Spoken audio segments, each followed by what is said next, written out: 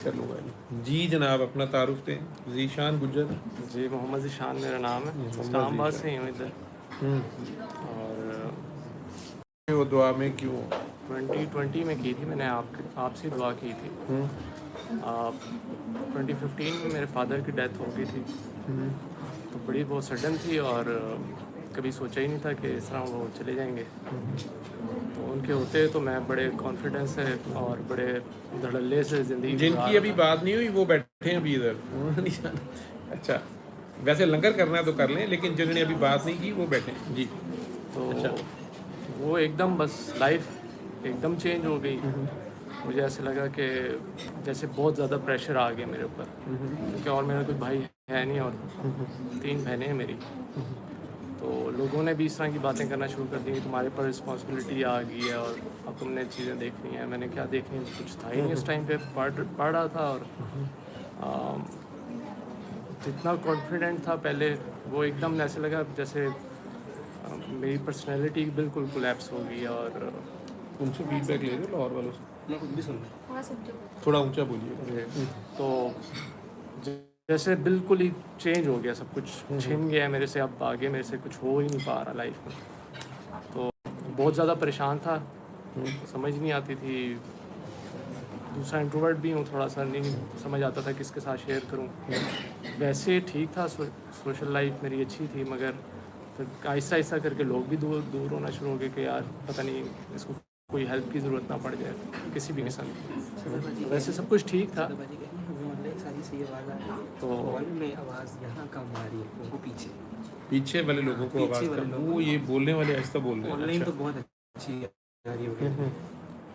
तो बस उस आहिस्ता आहिस्ता डिप्रेशन में जा रहा था, एंजाइटी और वो चीज़ें कि कैसे होगा, क्या करना है लाइफ में, कोई हमने डायरेक्शन भी नहीं थी, कोई समझ नहीं कर आ लेना रही था थी। लंगर और फिर जाना था। किसके साथ आए हुए आपके साथ वाले? लंगर कर लें और जाएं, इजाज़त है आपको। तो उसी दौरान क्या कहते हैं, मुझे अब्बू की बातें याद करना शुरू कर दी। मैंने कहा अब्बू क्या बात करते थे, शायद आखिरी दौर में कुछ मुझे गाइड करके गए हों, कुछ मुझे बता गए हों उनको, क्योंकि थोड़ा सा उनका स्पिरिचुअल साइड पे था रुझान। वो जाते होते थे इधर बारकों में, बुजुर्ग थे सैयद दीदार हुसैन शाह हाँ जी, हाँ साहब, जी, उनके पास दीदार शाह जाते थे। साहब। फिर वो उनका भी जिक्र करते थे, उनके बहुत सारे वाक़यात, उनके साथ बहुत टाइम उन्होंने गुजारा हुआ था। फिर उससे पहले कोयटा में जब पोस्टिंग थी, तो वहाँ पे दुकानी बाबा एक होते थे, उनके साथ भी उनका ताल्लुक़ था। फिर इस्लामाबाद आ गए, बरी इमाम, बहुत ज़्यादा प्यार मिलता था। ये समझ नहीं आती, बहुत सारी चीज़ें ऐसी होती थी। दरबारों पे जाते थे तो उनको चादरें लोग पहना देते थे, हमें नहीं समझ में आता था क्या होता है। हम पूछते थे कि ये क्या चीज़ें हो रही है ना, मतलब। तो कहता है मैं जिसका डेलीगेट बन के जाता हूँ तो मुझे प्रोटोकॉल मिलता है, इस तरह से इज्जत मिलती है। तो आखिरी टाइम पे फिर मुझे उन्होंने कहा कि मुझे लेके जाते होते थे। इस तरह मुझे उस टाइम इतनी कोई सेंस नहीं थी, मैं अपनी लाइफ में एंजॉय कर रहा था, घूमना फिरना, खाना पीना, बस यशी, इस तरह के काम थे मेरे। तो अब्बू कहते कि तुम लोगों को ना बाद में कदर आएगी मेरी, अभी तुम्हें कदर नहीं है। तो समझ नहीं आती, पर कोई किसी भी चीज़ की कमी नहीं होने दी एजुकेशन वाइज। और अच्छा खिलाया, अच्छा पिलाया, अच्छी तरबियत भी की कि, मगर कहीं ना कहीं मुझे लगा कि मैं शायद डी ट्रैक हो गया, उस तरह से मैं कदर नहीं कर सका चीज़ों की। और उन्होंने जो लेसन्स मुझे दिए वो मैं नहीं उस तरह से लेके चल सका। वो जब चले गए फिर जो है, अब समझना है मैं कि ये क्या हो गया है। तो वो जल्दी चले गए हैं, अभी तो नहीं जाना चाहिए था। सारी चीज़ें बड़ा पैम्पर करके रखा हुआ था, सब चीज़ें खुद देखते होते थे। बस तुम कहते थे तुम लोग बस अपने जो काम है वो करो, बाकी हो जाएंगी चीज़ें। तो उन्हीं उसी दौरान घर भी बन रहा था हम लोग का, वो बड़ा एक मुश्किल होगी, वो समझ नहीं आ रही थी कितनी पेमेंट्स हो गई हैं, कितनी करनी है, क्या है, वो भी समझ नहीं आ रहा था। एक प्रेशर बहुत ज़्यादा, और जॉब भी नहीं थी उस टाइम पे। फिर मुझे हुआ कि आखिरी टाइम पे अब्बू ने मुझे कुछ बुक्स पढ़ने के लिए कहा था कि बुक्स पढ़ो। उसमें कई फ़कीर थी, ये सरफराज शाह साहब की, उनसे मिलवाया भी, मतलब जाते होते थे, मिलते थे, बड़ा प्यार मिलता था। फिर खान आसिफ की सीरीज़ थी बुक्स, वो कुछ पढ़ी। कुतुबुल्लाह शाह साहब शहाबनामा, वो कुछ वो पढ़ा, वो बुक्स पढ़ी। तो कुछ थोड़ा बहुत एक अट्रैक्शन सी होना शुरू हो गई, वो भी इसी वजह से कि बुज़ुर्गों की जब लाइफ के बारे में जब पढ़ा तो ये होता था कि इनके पास बड़ी शक्तियाँ, करामात होती हैं। ताकतें होती हैं वो अपनी मर्ज़ी से कुछ भी कर सकते हैं, और उस टाइम शायद एज भी इस तरह की थी, मेचोरिटी नहीं थी एज सच। तो बस ये होता था कि इस रास्ते पे चल पड़ते हैं और फिर ये मुझे मिल जाएंगी तो मेरी लाइफ बड़ी स्मूथ हो जाएगी, सारे मसले जो है ना वो हल हो जाएंगे। तो ये बिलाल भाई से भी मुलाकात हुई उसी दौरान, और दोस्तियाँ मेरी जो पुराने दोस्त हैं वो फ़िल्टर आउट हो गए और नए दोस्त आना शुरू हो गए। वो फिर मैं उसी हिसाब से उसी जिस ट्रैक पे चलने की कोशिश कर रहा था उसी तरह फिर मुझे भी था कि मुझे कोई ना कोई ढूंढना है, मुझे कोई गाइडेंस भी चाहिए, ऐसे में नहीं चल सकता। मुझे तो समझ ही नहीं आ रही, सारी ज़िंदगी उंगली पकड़ के चलाया है मुझे, तो अब मैं कैसे चलूँगा? अब तो मुझे समझ ही नहीं आ रही मैंने क्या करना है। कभी होता था ये कर लूँ, कभी होता था ऐसे कर लूँ, कभी होता था फिर रोता होता था घंटा घंटा। फिर मैंने ज़िक्र अज़कार भी यूट्यूब पे पता नहीं क्या क्या मैंने किन किन को फॉलो करके ज़िक्र अज़कार भी करना शुरू कर दिए। वो उसका फिर अलग रिएक्शन ज़ाहिर है कुछ ना कुछ तो आता था, समझ अकल थी नहीं, तो मेमोरी मेरी जाती जा रही थी। मुझे ऐसा लग रहा था मेमोरी मेरी जा रही है, याद नहीं होती थी। मेरे स्टमक मेरा अपसेट होना शुरू हो गया, एंग्जाइटी, डिप्रेशन और ये सारी चीज़ें बहुत ज़्यादा ट्रिगर होना शुरू हो गई। नमाज़ पढ़ता था तो पता नहीं होता था कि मैंने कितनी रकात पढ़ ली हैं और अभी कितनी रहती हैं, और ये भी नहीं पता होता था कि क्या पढ़ा मैंने, कौन सी सूरत पढ़ी है।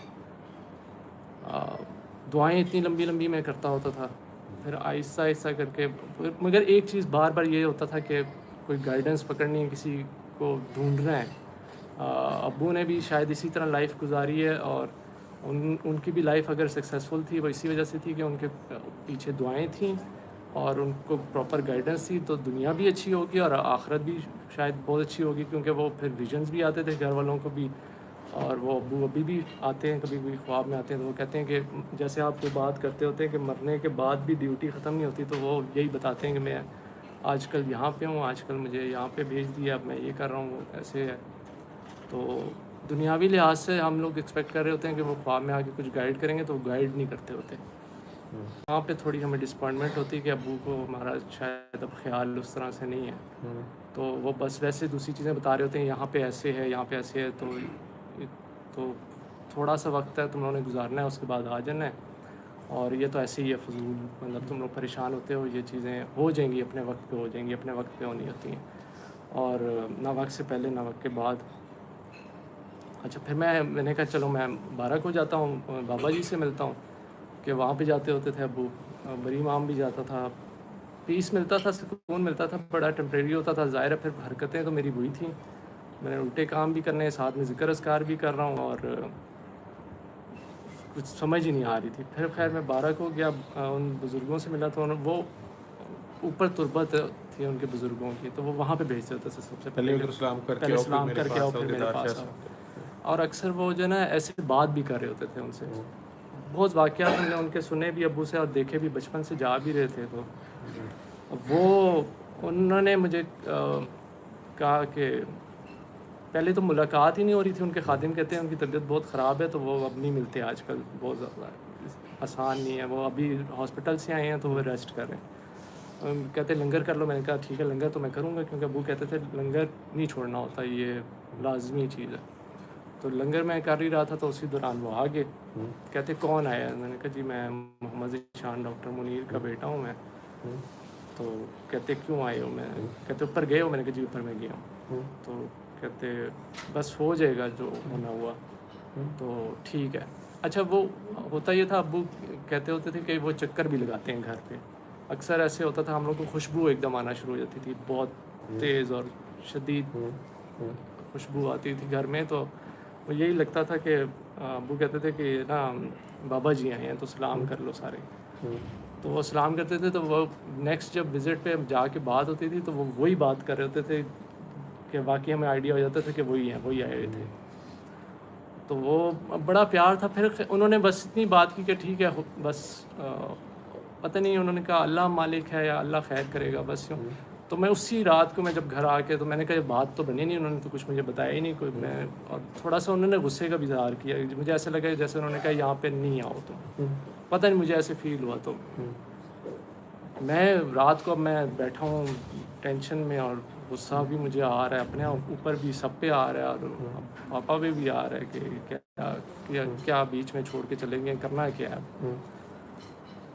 तो मम्मा भी बहुत ज़्यादा कहती थी जॉब करो, अब क्या कुछ रिस्पॉन्सिबिलिटी अपनी संभालो, और अब रिस्पॉन्सिबिलिटी क्या संभालनी वो भी नहीं पता। मैं यही होता था कि सब कुछ खुद ही होता आ रहा है तो अभी आगे भी खुद ही होगा, मैंने क्या करना है। और यूट्यूब देख रहा था, ऐसे ही आपका दुआ सेशन वो सामने आ गया बाई चांस। मैंने ऐसे वो एक मैंने वो ओपन कर लिया, तो उसमें कोई लड़का सा था, वो गुरुद्वारा शरीफ में बैठ था, तो वो अपना एक्सपीरियंस शेयर कर रहा था आपसे। वो कह रहा था कि मुझे भूल जाता है, मुझे कुछ भी याद नहीं रहता, और मैं वीक होता जा रहा हूँ, मेरा वेट भी लूज़ हो रहा है, और इस तरह। तो मैंने कहा ये, और उसने और भी काफ़ी सारी बातें की, तो मुझे ऐसा लगा ये सारी मेरी बातें कर रहा है। तो आपने बड़े उसको प्यार से और बड़ी ज़बरदस्त बात की, तो वो मेरे दिल को एक एक बात मुझे बहुत उसमें फीलिंग थी, उसको मैं महसूस कर पा रहा था। और मुझे इस तरह से कभी मैंने ये चीज़ एक्सपीरियंस नहीं की थी। हालांकि कोई आप ऐसी नॉर्मल थे, कोई ऐसी बात भी नहीं कर रहे थे, कोई दीन की या मज़हब की कोई बात नहीं कर रहे थे। तो मुझसे राय नहीं गया, मैंने कहा यही जगह है, बस ये मुझे जवाब मिल गया। तो मैंने उसी टाइम आपको मैसेज करना शुरू कर दिए, उसी टाइम मैंने आपको फिर कॉल की। तो आपने कॉल करा था, आपने कहा कि मुझे टेक्स्ट कर दें अपने सारे मैसेज। मैंने आपको मैसेज कर दिए सारे, जो मेरी चीज़ें थी। फिर मेरी आपसे फ़ोन पे बात हुई, तो आपने कहा कि मैं तुम्हें इलाज बताऊंगा तो तुम इलाज कर लोगे, वो मान लोगे। मैंने कहा जी मैं मान लूँगा, आप मुझे इलाज बताएं। कहते कि बड़ा अजीब सा इलाज है, पता नहीं तुम मानोगे, अगर मान सकते हो तो वो कर लो, शिफा मिन जाने वाला है। तो आपने खैर दुआ भी करा दी मुझे, और उसके बाद आपने कहा कि गाने सुना करो और मूवीज़ देखा करो, और अल्लाह बनना छोड़ दो, अल्लाह पे छोड़ दो, रेक्ट नहीं करना, गुस्सा नहीं करना। उस टाइम तो मुझे समझ में नहीं आई कि इसका क्या मतलब है। मूवीज़ और गानों का तो मुझे समझ आ गया, और आपने कहा कि सारी पढ़ाइयाँ छोड़ दो, कुछ पढ़ने की आगे ज़रूरत नहीं है। तो वो पढ़ाइयाँ तो मैंने वो वैसे भी मैं ज़बरदस्ती कर रहा था, वो सिर्फ कि कुछ मुझे इससे हासिल रसूल हो जाए, मेरे मसले हल हो जाएँ। वो मुझे उससे मसले तो बढ़ते ही जा रहे थे, हल तो हो नहीं रहे थे। तो मैंने कहा तो चलो ठीक है, तो आसान तरीका है। तो मैंने पढ़ाइयाँ तो मैंने छोड़ दी, वो मैं वैसे भी ज़बरदस्ती अपने ऊपर ज़बरदस्ती कर रहा था कि कुछ मुझे मिल जाए, मुझे वे आउट मिल जाए, कोई मुझे सोल्यूशन मिल जाए। तो सोल्यूशन तो मुझे मिल नहीं रहा था। बहरहाल खैर आपने जब ये कहा ना कि पढ़ाई छोड़ दो, मैं बड़ा खुश हुआ। मैंने कहा ये तो बहुत फिट हो गया सीन, चलो तरीका अच्छा ही है। तो मैंने पढ़ाइयाँ छोड़ दी। पढ़ाइयाँ छोड़ के आपने बस कहा म्यूज़िक और गाने, मैंने कहा ये भी बहुत ज़बरदस्त चीज़ होगी, भी अच्छा काम है, ठीक है, मेरे मतलब का है, मकसद का है, और ईजी भी है, एन्जॉयमेंट भी है इसमें। तो मैं कहा अगर इस तरह से मसले हल होते हैं तो ये बेहतरीन है। तो मैं मूवीज़ भी फिर देखी मैंने। अच्छा फिर मैंने एक चीज़ नोट की कि जब मैं मूवीज़ मैंने देखना शुरू की, तो उससे पहले मैं देखता था तो वो तो शायद जो कॉन्सेप्ट मुझे समझ में आता था, मगर फिर जब मैंने दोबारा दुआ के बाद मूवीज़ देखना शुरू की, तो मुझे बिल्कुल एक टोटल डिफरेंट मुझे फील होना शुरू। इवन मैंने जो पहले भी मूवीज़ देखी थी, जब रिपीट पे मैंने दोबारा देखी हैं, तो उनका मुझे एक अलग, बिल्कुल अलग मैसेज, मतलब उसमें मुझे कुछ ना कुछ फील होना, मैसेज बड़े क्लियर दुनिया के हवाले से होना शुरू हो गए, और प्यार, एहसास, मतलब उसमें फीलिंग मुझे कभी मुझे अब्बू फील होना शुरू हो जाते थे, जैसे अब्बू के बारे में बात हो रही, कभी मुझे आपके बारे में फ़ील होना शुरू हो जाता था, कभी अल्लाह मियाँ के बारे में मुझे समझ आती थी कि इसमें अल्लाह ताला का जिक्र हो रहा है इस गाने में या इस म्यूज़िक में, या इवन अगर लिरिक्स नहीं भी हैं, सिर्फ म्यूज़िक भी है, तो उससे बड़ी मेरा एक बड़ा अच्छा कनेक्शन बन जाता था। गाड़ी में लगाता था, घंटे का सफ़र, मैं कहाँ से गुजरा हूँ कोई पता नहीं होता था मुझे, बस पहुँच जाता था खैरियत से पहुँच। फिर हैरान होता था कि मैं पता नहीं कहाँ से गुजरा हूँ, किस जगह से गुजरा हूँ, और मैं खैरियत से पहुँच भी गया हूँ।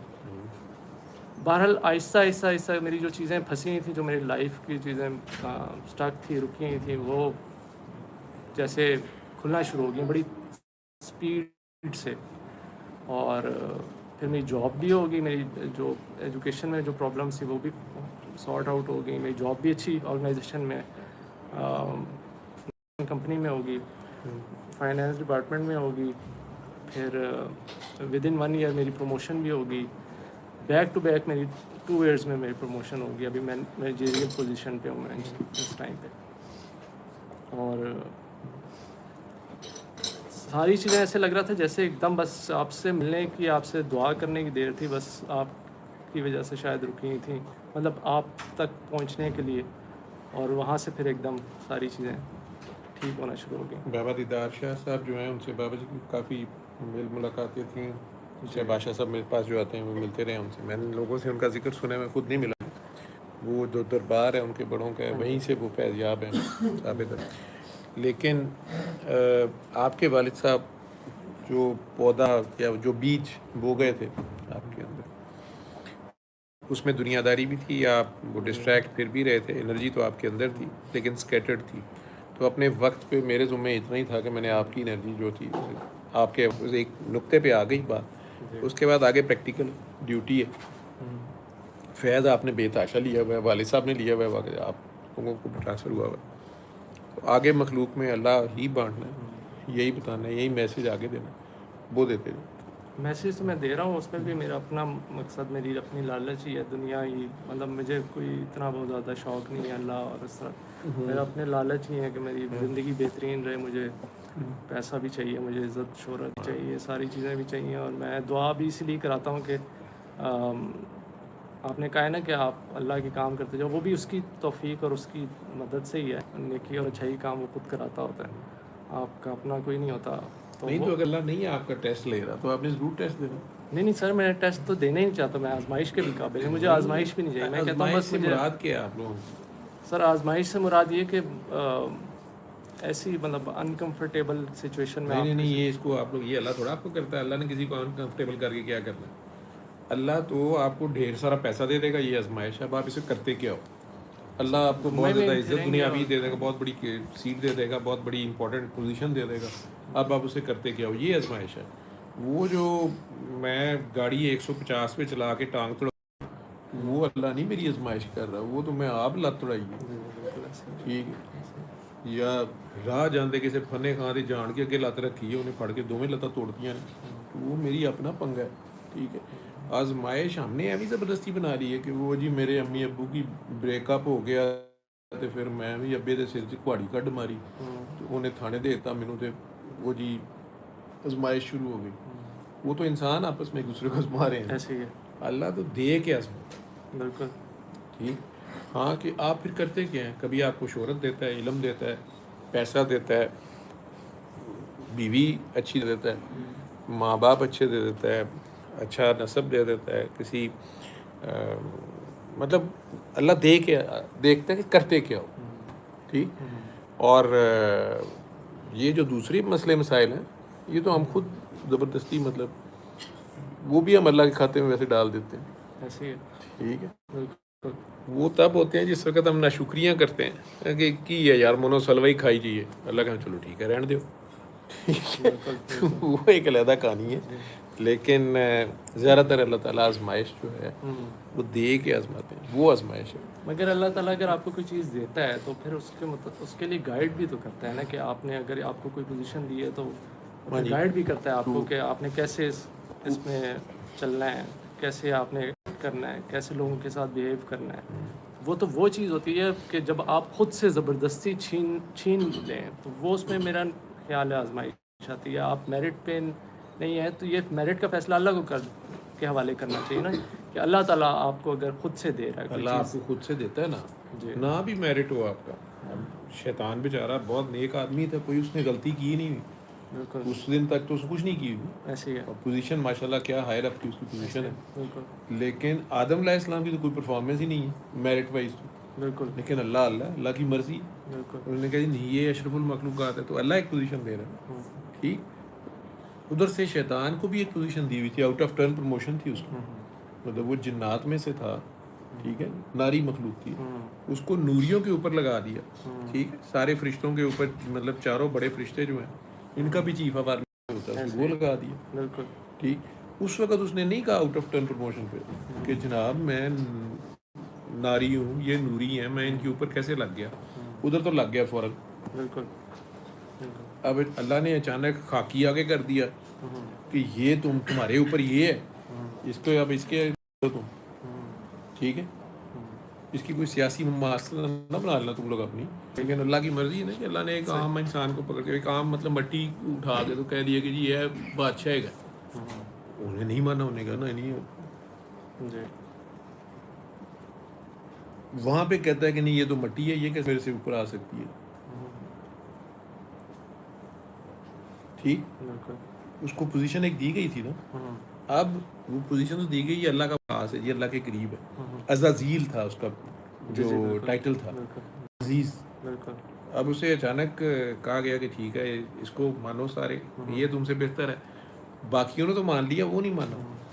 आजमाइश उसकी ये थी।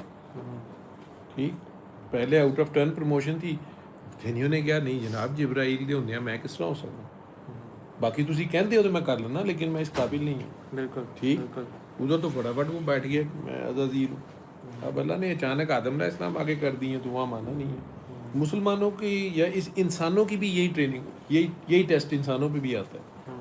ठीक है, हमेशा लड़ाई जो रही है वो अल्लाह के बंदे पे रही है, ऐसे अल्लाह पे लड़ाई नहीं है। शैतान ला इलाहा इल्लल्लाह मानता है, बिल्कुल ठीक है, लेकिन आदम और रसूलुल्लाह या आदम नायब अल्लाह या आदम खिलाफ ऐसे यूसुफ अलैहिस्सलाम के भाई जो हैं वो ला इलाहा इल्लल्लाह इब्राहिम रसूलुल्लाह मानते हैं, ला इलाहा इल्लल्लाह दादाजी रसूलुल्लाह भी मानते हैं, अल्लाह अब्बा जी रसूलुल्लाह भी मानते हैं, ला इलाहा इल्लल्लाह छोटा भाई रसूलुल्लाह कहते हैं हम नहीं मानते। ये सेकंड पार्ट पे लड़ाई है। ठीक है, इसी तरह अबू जहल जो है वो इस्माइल अलैहिस्सलाम की औलाद में वो भी मानता है ला इलाहा इल्लल्लाह इब्राहिम रसूलुल्लाह, ला इलाहा इल्लल्लाह इस्माइल रसूलुल्लाह। लेकिन जहाँ बात आई ला इलाहा इल्लल्लाह भतीजा रसूलुल्लाह ने कहा मैं नहीं मानता। मैं क्यों नहीं, अल्लाह का है तो आजमाने का ये तरीका। ठीक, टुकनी पानी जितना मर्जी तू चूचा बन। ठीक है, ਜਿਹੜੀਆਂ ਦਾਲ ਸਿੰਘਣੀ ਅੱਬਾ ही ने ਇੰਨੇ दरबारा तू चादरा नहीं है ना पुत्र, तो तुझी भी हो सके अब्बा जी ये क्या मिला, तुझी थोड़ा सा खुश तो होते थे ना, हमारे अब्बू जब भी जाते बड़ा प्रोटोकॉल मिलता है। हाँ ये होता था, तो क्यों खुश होए तुसी? नहीं मतलब हम हैरान होते थे कि ऐसे क्यों हो रहा है, ਅਸੀਂ ਉੱਥੇ ਉਸ ਇੰਜ ਕਰਕੇ ਤੁਹਾਡੇ ਅੱਬੇ ਨੂੰ ਵੇਖ ਰਹੇ ਹੁੰਦੇ ਸਾਂ, ਸਾਡੇ ਵਰਗੇ ਉੱਥੇ ਨਾ ਤੇ ਧੱਕੇ ਖਾ ਕੇ ਪਤਾਸ਼ੇ ਲੱਭਦੇ ਸਨ, ਤੁਹਾਨੂੰ ਉੱਥੇ ਅੰਦਰੋਂ ਅਗਲੇ ਹਾਰ ਪਵਾ ਦਿੰਦੇ ਸਨ, ਤੁਹਾਡੇ ਅੱਬਾ ਜੀ ਨੂੰ ਪਵਾ ਦਿੰਦੇ ਸਨ, ड्यूटी करो। ठीक है, वो जो दो दिया गया, जो पोजीशन दी गई वो आजमाइश थी कि अब आगे क्या करते।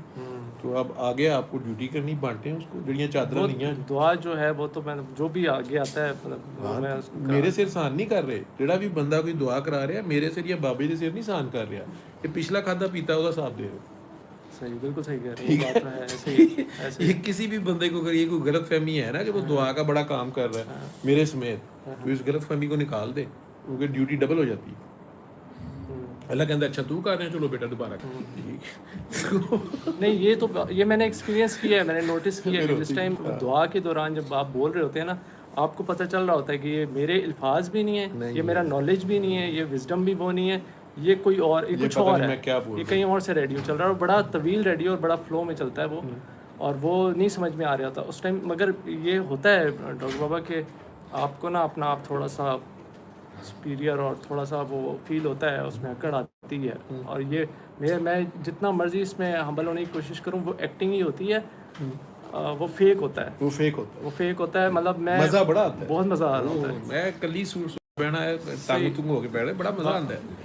हाँ, तो उसमें और लोग जो है ना मतलब वो बड़े एकदम अट्रैक्ट भी होते हैं और वो अदब और एहतराम में भी आ जाते हैं। मुझे लगता है कि यार ये तो बहुत फिर बाद में ये भी होता है कि ये गलत हो रही है, एक चीज़ मैंने नहीं सोचनी, मगर वो आ रही है, वो ऑटो पे आ रही है, वो नेचुरल है। मतलब मैं इसको रोकने की जितनी मर्जी कोशिश करूँ, एक्टिंग करने की कोशिश करूँ कि मैं हम्बल हो रहा हूँ, वो हम्बल नहीं हो रहा होता, वो फेक होता है, वो झूठ होता है, वो एक सिर्फ एक्टिंग हो रही होती है कि मैं नहीं मैं बिल्कुल मैं तो आपकी तरह का मामूली सा इंसान हूँ। उस टाइम मैं आपकी तरह का नहीं होता हूँ, उस टाइम पे वो मैं कहता हूँ यार ये जो बात निकल गई, उफ क्या बात निकली है, क्या बात कैसे निकल खुद बंदा कहता है कि यार है कि मैं गल करती हूँ, वाह जी वाह, वाह जी वाह। तो वो और अब ये पता होता है, ये सच है कि वो पता होता है कि ये मेरी बात नहीं है, ये मैंने किसी बुक में भी नहीं पढ़ी और ये मेरी अपनी बात नहीं है, और वो अगले ऐसे इंप्रेस होते हैं कि यार ये क्या बात कर दी है, और उसमें लोग फिर आपके साथ अटैच भी होते हैं, उसका भी अलग मज़ा आ रहा होता है। इन्नी सोहनियां काकियां इंज वेखणियां हुण बंदा कहंदा सवेरे कई विचू कहते होंगे ने कि यार जानते हो, नहीं अच्छा और किसका सवाल है बेटा मज़ा बड़ा ठरक बड़ा है। नहीं अभी इस लेवल पे तो नहीं है। अच्छा तू मेरे लेवल नहीं मतलब माफ करें सर, नहीं दिल ते करदा बंदे दा, तो ये कुर्सी दे ते रोला है। नहीं सर, ये नहीं है, मतलब जो आपकी जगह है वो आपकी जगह है, वो तो नहीं किसी की कोई जगह नहीं है, माफ करे, ऐसा कुछ सोचा भी पैगाम नहीं है है, जो मगर ये कि पैगाम है। और मैं बाकी जी आप honest भी हो उठें, के- लंगर करें और आप भी जाएं, उस्मान साहब को भी लंगर कराएं। उस्मान साहब लंगर करके जाना है आपने। वॉशरूम है इधर साथ ही, इधर पाउडर रूम है इधर साथ ही, एग्जॉस्ट भी है उधर। एग्जॉस्ट नाल करियो ना, तू इधर नु कट दे जी। तो मतलब मैं मेरी कोशिश है मैं ऑनेस्ट होकर जितना आपके आगे इतराफ़ कर लूँ ना, मतलब ताकि कहीं ना कहीं से आप मुझे बचा लें। ये मेरी जो दौड़ हरकतें अपनी हैं, अपनी ये मेरी बचना कुछ नहीं है, वैसे मैं कहते तुम्हें ही बड़े दादा बचना कुछ नहीं, बचना कुछ नहीं, बचता कुछ नहीं, नहीं, मतलब ना ये- बचा बचा के तू रख ये जो इसे। हरकतें हैं ये मतलब ये ठीक हो जाए ना, मतलब ये हमारे से पहले गुरु नहीं कह गए, जी। ना बचा बचा के तू रख इसे, तेरा आईना है वो आईना कि शिकस्ता तरफ हो तो है अजीज तर निगाहें आईना साज। ऐसे ही है। तो ये जो मज़े आते हैं ना कि वाह मैं क्या गल की थी ये वो, उसके बाद दूसरे दर से गिनाते ना कि अपनी गल ही बंदा कहता यार है कि खच मारी। ऐसे ही तो है, उससे अगला मतलब वो निकाल देता है। बिल्कुल, जिस मतलब को हम बहुत समझ रहे होते हैं, तो अचानक ही जिसको आप दुआ करा रहे होते हैं कल के बच्चे को, अचानक वो आगे से कहते हैं मुझे आपकी बात समझ आ गई है, अच्छा ये कह रहे हैं, कहता है मैं क्या तो नहीं लेकिन ठीक है मतलब है भी है, बिल्कुल ठीक बिल्कुल है। ऐसे ही, उससे अगला मतलब वो निकाल देता है और कल का बच्चा निकाल देता बिल्कुल सही कह रहे हैं, है, ठीक ऐसे है ही ना। वो यही लर्निंग है आपकी। बिल्कुल। ये जो आप कह रहे थे कि वो लगता था कि रूहानियत में कोई करामात होंगी, ऐसे ही कोई है। हवा में हैरी पॉटर सीरीज हाँ, शुरू हो मतलब जाएगी। उड़ता है बंदा, मतलब ये होता था मुझे कि उड़ना चाहिए। आप अगर अशरफुल्कात हैं, परिंदे उड़े तो आप क्यों आप नहीं उड़ सकते हैं, आपको ये ज़मीन आसमान अल्लाह ताला ने मुसख्खर कर दिए इंसान के लिए। बिल्कुल। लेकिन अगर इंसान हो तो इंसान वाला काम हो ना, देखो हाँ जी। तो पता नहीं चलता पे इंसान वाला केड़ा काम है। मतलब खाना पीना खा पी रहे हैं, शादियां भी कर रहे हैं, बच्चे भी पैदा कर रहे हैं, सो भी रहे हैं, तो ये तो सारा जानवर भी कर रहे हैं। बिल्कुल इंसानों वाला कौन सा काम है? बिल्कुल। ठीक। मतलब मुझे ये लगता है जैसे आप ये बात करें ना कि इंसानों वाला काम, मुझे ऐसा लगता है कि मतलब एटलीस्ट जो आप अपने लिए अच्छा सोचते हैं ना, जिस लेवल पे अपने लिए जो सोचते हैं, आप दूसरों के लिए भी वैसे सोचें। दूसरों के लिए भी वो नहीं सोचा जाता सर, वो जो बड़ा अपने मुश्किल लिए है कि पसंद हम है, वो कहते हैं कि दूसरों के लिए नीचे ही पसंद रहें, है। हमसे हाँ। नीचे रहें, हम ऊपर रहें बस, और बाकी नीचे ये बराबर ना मेरे बराबर जितनी ना दुआवां आए। ना करा। हाँ बिल्कुल, हर लिहाज से, हर ये मुझे लगता है मैं अपने एतराफ़ जुर्म कर रहा हूँ कि ये मतलब इस तरह की चीज़ें मेरे जहन में आती हैं, मेरी नेचर है इस तरह की, और बड़ी कमीनगी है मेरे अंदर लिटरली। मतलब मैं इस तरह से सोचता हूँ, और मुझे होता है कि बस अच्छा फिर मेरी अगर कोई बात को निगेट कर दे, उससे इख्तलाफ कर ले, तो मुझे उस पर बड़ी भी तत्तर चढ़ती है। बहुत ज़्यादा। अच्छा फिर मैं रिएक्ट भी करता हूँ, मुझे गुस्सा भी आता है। मैं होमवर्क में फ़ेल हूँ, जो आपने जितना भी होमवर्क दिया, सिवाय म्यूज़िक और मूवीज़ में, वो मैंने बहुत देखी हैं, और वो मैं देखता हूँ। बाकी मेरा होमवर्क बिल्कुल फ़ेल है। मैं रिएक्ट भी करता हूँ, मुझे गुस्सा भी आता है। मैं नहीं हूँ मतलब इंसानियत के लेवल, वो तो फ़ेल हूँ। तो आपने देखा होगा ना, जब आप रिएक्ट करते हैं तो कारोबार डाउन हो जाता है। वो अपना भी होता है, मगर अगले को मैंने नोट किया, अगले की तबीयत ख़राब हो जाती है, उसकी तो तबीयत खराब है। बहुत ज़्यादा ख़राब हो जाती है। मतलब एक दो को तो वो बेहोशी के लेवल पे चले गए, तो मैं फिर डर गया कि ये तो मेरे ही गले, ये तो अगर खुदा न खासा दुनिया से गया तो ये तो कत्ल वाला सीन है। तो फिर वहाँ पे भी काम ख़राब है कि आगे फिर, तो वो भी एक चीज़ है। और वो भी खुद सीधा करवाता होगा, तो आप ही कर। बिल्कुल वो इस तरह से। दूसरा, दुआएं तो इतनी ज़्यादा नहीं है, मतलब मैं ख़ुद नहीं किसी को चेज़ करता, या कोई आके मेरे आगे, अच्छा लोग शेयर कर लेते हैं, मुझे ट्रस्ट में ले लेते हैं अपने मसले, वो उनको लगता है कि ये ट्रस्ट वर्दी बंदा है, ये राज की बात राज में रखता है। मेरी नेचर है इस तरह की, इसमें भी कोई कमाल नहीं है, अल्लाह की तरफ से ही है कि मैं नहीं आगे शेयर करता चीज़ें, तो लोग कॉन्फिडेंस से मेरे साथ शेयर कर लेते हैं ट्रस्ट करके। फिर मुझे लगता है कि जिधर मेरा दिल कहता है कि यार हाँ इसको दुआ करा देनी चाहिए, तो उस पर मैं जो भी दिल में आता है, सूरह रहमान आता है, कसीदा बुर्दा शरीफ के जो बारे में दिल में जो आता है, अली हक बिल्कुल, का कोई आता है, तो फार्मूला नहीं, जो दिल में आए। बिल्कुल वो मैं कराता हूँ, और उनके मसले हल होते हैं। मगर बहुत अच्छा लकी हूँ मैं, जैसे आप कह रहे थे 1000 में से एक बंदा होता है, ये बिलाल भाई हैं, ये इनको कराई अल्लाह की मदद से, ये आगे दुआएं करा रहे हैं। हाशिर कुरैशी वो आपके पास आता होता है, वो आगे दुआएं करा रहा है, और बहुत सारे लोग, उन सब ने सलाम भी भेजा है आपके लिए, वालेकुम। तो वो भी दुआएं करा रहे हैं। तो मुझे अच्छा लगता है कि यार ये चीज़ है, मगर कुछ लोग ऐसे हैं जिन्होंने दुआ की फ़ायदा उठाया, वो चले गए और फिर वापस मुड़ के नहीं आए। और कुछ मतलब अगेंस्ट भी हो गए कि यार ये क्या है, ये क्या कर रहे, किड़े कम्मे पै गए, हाँ। सानू किड़े पासे लाते। बिल्कुल। तो सारा मिक्स चलेगा, फिर वो जो काम हो गया चले गए, वो कई बार फिर वापस आएंगे, हाँ जी, फिर कहेंगे या कहेंगे जी वो फिर इतने फंस गए हूँ, फिर सुन लीजिए। ऐसे उस वक्त उन्हें थोड़ा कहो कि हाँ ठीक है सुन लो, लेकिन आगे दुआ करो, आपने करवानी है आगे दुआ। बिल्कुल जितनी आराम से पहली बार वो निकल गए थे, दूसरी बार उतनी आराम से नहीं निकलेंगे। बिल्कुल। ठीक है, और फिर जान आपकी बार बार खाएंगे तो उन्हें कहेंगे जी आप आगे दुआएं कराएं, सही है। हो जाएगा आपका काम। बिल्कुल। वो ये काम ना शुरू कर दिया करेंगे, अच्छा फिर अब आप एक कसीदा सुन लें, नहीं काम हुआ, अच्छा अब आप अली हक पढ़ लें, नहीं काम अभी भी हुआ, अच्छा अब आप माए नहीं सुन लें, नहीं हमने ठेका लिया हुआ है काम करने का या करवा के देने का। नहीं, वो ऑटो पे मेरे उनसे रब्ता ही मुनक़ता हो जाता है काफ़ी वो गैप तो के आप बाद। जालिम हैं आप तो, लेकिन ठीक है सही है, क्योंकि गुजर का भी खड़ाक होना चाहिए। वो आपकी बात ठीक है, क्योंकि उन्हें यही कहें, वो अव्वल तो कट जाते हैं, खुद ही कट जाते हाँ हैं, जी। लेकिन आना है वो, ये मैं आपको बताऊंगा, फिर एक बार आएंगे। दो चांस अल्लाह सारों को ही देता है। उन्हें कहे कि ठीक है फिर करो, सुन लो, लेकिन अब आगे दुआ करो, आगे दुआ करो, इसको बांटो, ठीक है, और अपनी स्टोरी सुनाओ, अपनी स्टोरी सुनाओ, जो तुम जिसमें से गुजरे हो, पहले भी गुजरे हो, अब भी गुजर रहे हो, देखो और करो। अगर वो सोल सर्चिंग शुरू कर दें, सेल्फ एनालिसिस शुरू कर दें, अपने गिरबान को पकड़ लें, ये दुआ का पहला स्टेप। बिल्कुल। अच्छा डॉक्टर साहब, एक और चीज़ पूछनी थी आपसे।